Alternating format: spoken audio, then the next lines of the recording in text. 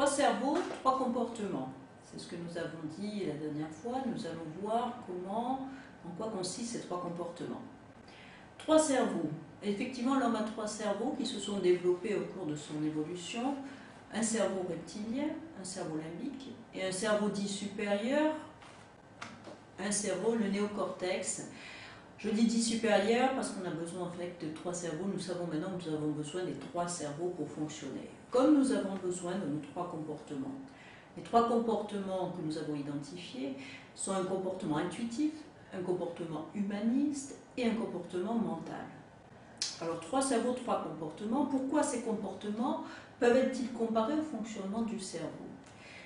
Le fonctionnement du cerveau est tout à fait intéressant à étudier. Nous avons d'abord un cerveau dit reptilien, qui régule nos comportements, qui est la base de nos réflexes innés, et que nous ne contrôlons pas, tout comme nous ne contrôlons pas nos instincts. Ce serait également le siège de l'inconscient, bien que l'état de la recherche actuelle ne nous permette pas de le confirmer. De même que l'intuition est le plan de l'action immédiate, de même le cerveau reptilien représente une énorme réserve d'énergie dans laquelle nous puisons.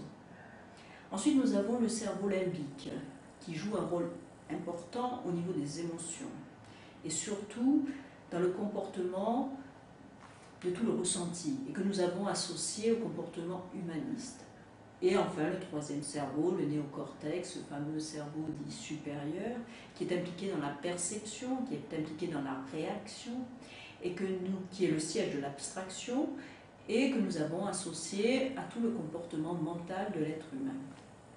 Donc ces trois comportements font partie de la structure de base de l'être humain, et qui permettent de répondre à la question « qui je suis ?» Si vous vous rappelez, je vous avais dit sous forme de boutade, dis-moi quel comportement tu adoptes et je te dirai qui tu es. Donc c'est au travers des comportements que je vais adopter que je saurai qui je suis d'abord et, encore peut-être plus important, qui est l'autre. Donc comment se caractérisent ces comportements? Alors d'abord, ce comportement intuitif. Ce comportement intuitif, comme l'instinct, répond à une injonction ou à une information venue de l'extérieur. Le mot-clé à ce niveau-là, c'est être. On est, on reçoit une information, on agit, mais on ne calcule pas, on n'a pas d'émotion, on reçoit une information. Dans le domaine des managements, pour vous donner un exemple, cela pourrait donner des managers visionnaires. L'intuition agit sans volonté, elle est reçue. Il permet d'écouter son intuition et d'agir et de vouloir agir pour que quelque chose se produise. Alors vous voyez également que l'intuition suppose de la volonté. Quelles sont les mesures de ce comportement intuitif? Eh bien, ce sont le charisme et c'est également la créativité. Cela suppose donc de l'énergie, cela suppose de la ténacité pour croire à son intuition et la mettre en musique. Deuxième comportement, le comportement humaniste. Là, nous ne sommes pas dans le même registre. Le mot-clé là est ressentir, éprouver. Dans le domaine du management, toujours pour prendre le même exemple, nous allons trouver des leaders humanistes qui adopteront le management participatif, par exemple, et qui seront des sages, si on pousse le cursus à l'extrême, qui seront dans l'harmonie intérieure, qui vont rechercher un consensus, qui seront des diplomates, qui vont chercher à écouter, dont les valeurs seront l'amour, l'universalisme. Donc cela suppose, pour mettre en œuvre ce comportement, pour traduire ce comportement, cela suppose d'écouter ses sentiments, son ressenti, cela suppose de l'amour, de l'empathie et de la compassion.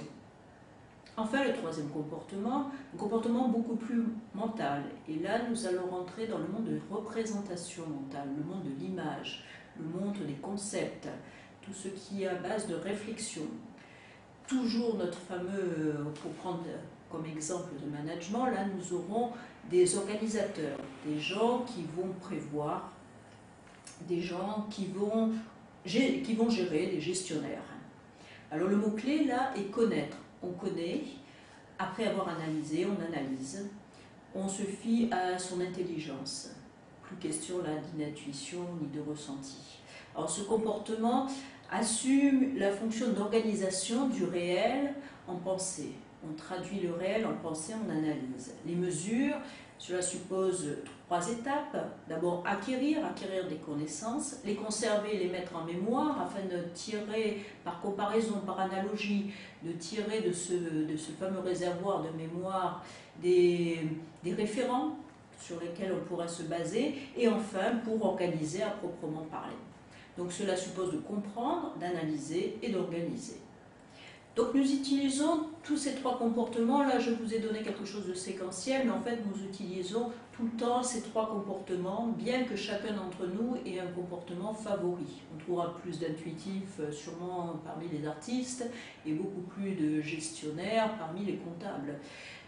Mais on utilise les 3 comportements en permanence. Alors, il est important de les connaître. Pourquoi? Pour 2 raisons.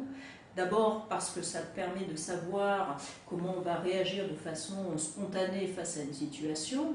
Cela permet de savoir, mais surtout ça permet de comprendre comment l'autre va réagir. Cela permet de repérer le comportement de l'autre et donc de pouvoir mieux rentrer en communication avec lui-même. Cela permet également d'élargir son horizon, savoir que les gens fonctionnent différemment, permet de mieux rentrer en communication avec eux, mais ne permet pas de préjuger de leurs valeurs. C'est ce que nous verrons dans la prochaine vidéo. Comment répondre à des besoins, quelles sont les valeurs auxquelles nous obéissons et que nous mettons en musique via nos comportements. Merci.